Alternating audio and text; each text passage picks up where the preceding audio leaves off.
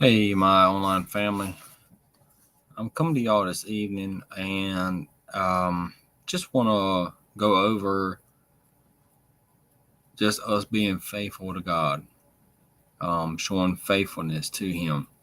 Matthew 25 and 23, it says, "Well done, good and faithful servant." So, those are definitely the words that we as believers want to hear, at the end of this life. At the end of this trial, at the end of um, this world where we've been in, and we've had to face trials, tribulations. We've had to go through. We've had to endure, and then what we want to hear at the end is, "Well done, good and faithful servant."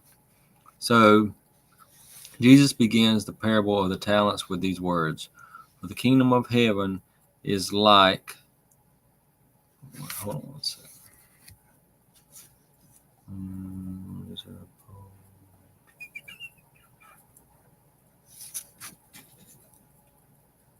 Hold on a second.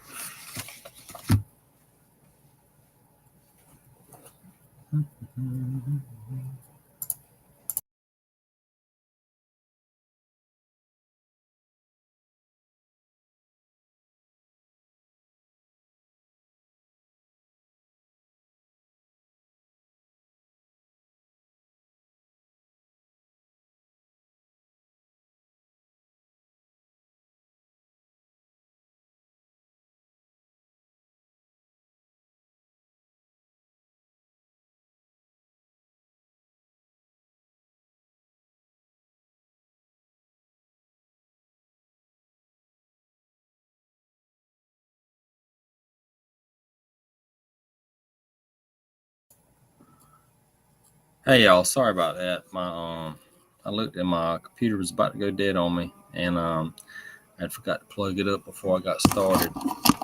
But let's get back to our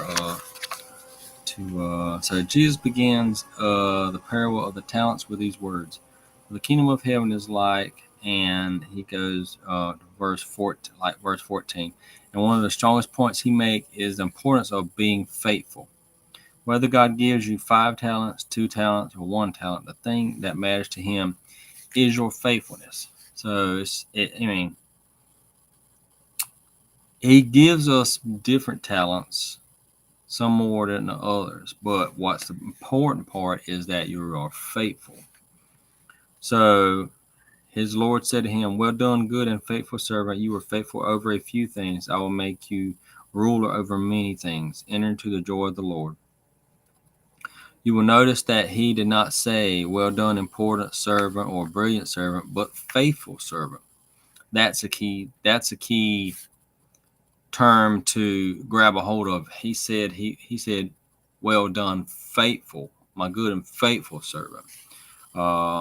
He wasn't very keen on telling if they were a brilliant servant or a popular servant. So those weren't like things that were really looked at closely. It was more that they were faithful.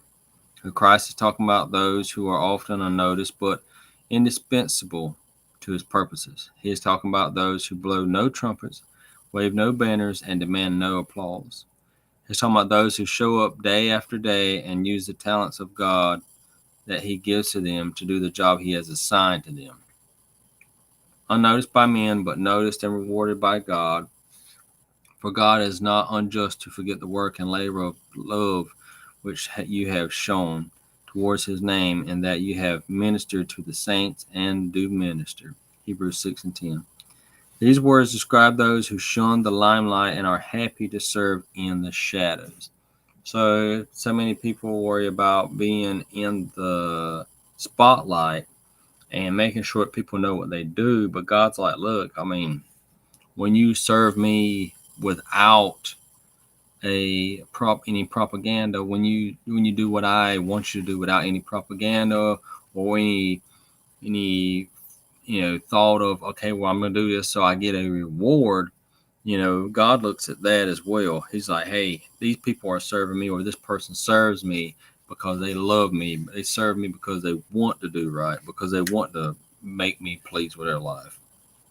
So these words describe those who shun this limelight and are happy to serve as others. They describe those who not only start the race but run the race day after day. Who don't stop until they reach the finish line. Others may think that you make much of a difference. Well, others may not think that you make much of a difference, but God does. So that's one of the things that I struggle with sometimes too. But God's word reminds me, and I remind myself, and God reminds me that, it's not about how many followers you have. It's not about how many people comment on your comment on what you do, or how much praise you get, or whatever. It's about being faithful. Well done, my good and faithful servant. That's what, like I said, that's what he really, really loves, is a faithful servant. So while others make much out of skill levels and success levels, God measures you by your faithfulness. So, guys, let's think about that. Make sure that you don't get caught up as well in the limelight and being in the spotlight. I've talked to several people that also minister and they do things, and the limelight can try and grab you. The spotlight can try and grab you. The notoriety can try to grab you. And that's when you just have to make sure that you have yourself rooted and grounded in Jesus Christ and say, that's great and all, but my joy, my assurance comes from Jesus Christ. Guys, look, I love y'all. Have a good evening, and we'll see you again.